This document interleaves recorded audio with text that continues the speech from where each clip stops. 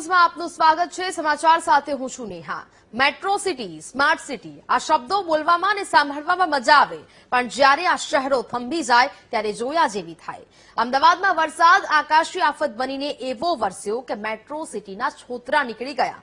અમદાવાદવાસીઓએ 2 દિવસથી એવા ફસાયા છે કે ન પૂછો વાત। શહેરનો કોઈ વિસ્તાર એવો નથી કે જ્યાં લોકોને તંત્રની બેદરકારીનો અહેસાસ ન થયો હોય। જોઈએ આ રિપોર્ટ।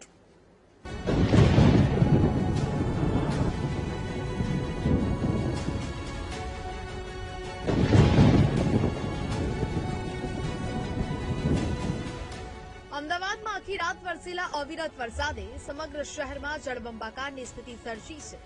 મેઘરાજાએ જાણે કે રૌદ્ર સ્વરૂપ ધારણ કર્યું હોય તેમ રાતભર ધોધમાર વરસેલા વરસાદને કારણે અમદાવાદના અનેક વિસ્તારો પાણીમાં ગરકાવ થઈ ગયા। ખાસ કરીને શહેરના વ્યસ્ત એવા એરપોર્ટ રોડ પર કમર સુધીના પાણી ભરાઈ જતા વાહન વ્યવહાર ઠપ થઈ ગયો। અવિરત વરસાદથી મુસાફરો અને સ્થાનિક લોકો મુશ્કેલીમાં મુકાયા। આફત વચ્ચે એરપોર્ટ પોલીસ સ્ટેશનના જવાનો દેવદૂત બનીને મદદે આવ્યા। ભારે વરસાદ અને કમરતોડ પાણીની પરવા કર્યા વિના જાંબાજ પોલીસે નૈતિક ફરજ બજાવીને પાણીમાં ફસાયેલા અસંખ્ય લોકોનું સફળતાપૂર્વક રેસ્ક્યુ કર્યું। અમદાવાદમાં વહેલી સવારથી જ મેઘરાજાએ ફરી ધમાકેદાર બેટિંગ શરૂ કરતા અમદાવાદવાસીઓની ચિંતામાં વધારો થયો।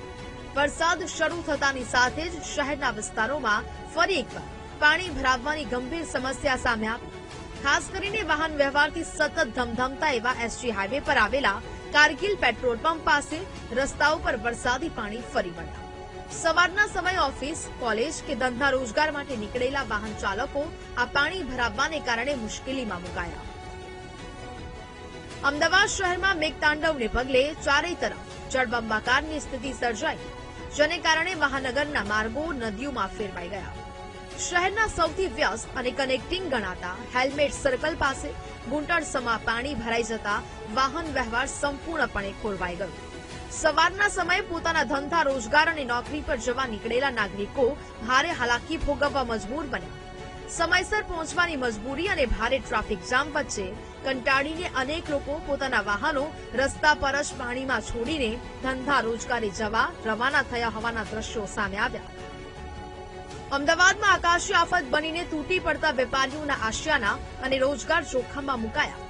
ભારે વરસાદને કારણે શહેરના મુખ્ય બજારોમાં આવેલી દુકાનોમાં વરસાદી પાણી ઘૂસી જતા વેપારીઓને મોટું નુકસાન વેઠવાનો વારો આવ્યો।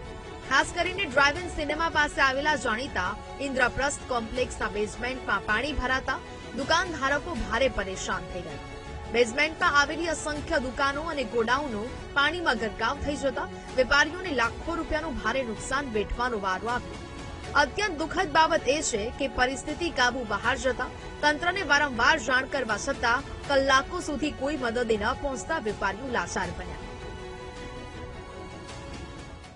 અમે લોકોએ લગભગ અત્યાર સુધીમાં કાલ રાતે અત્યાર સુધી કેટલા લોકોને ફોન કર્યા, કોર્પોરેશનમાં લગભગ 80 થી 100 ફોન કર્યા છે, કોઈની કોઈ મદદ મળી નથી।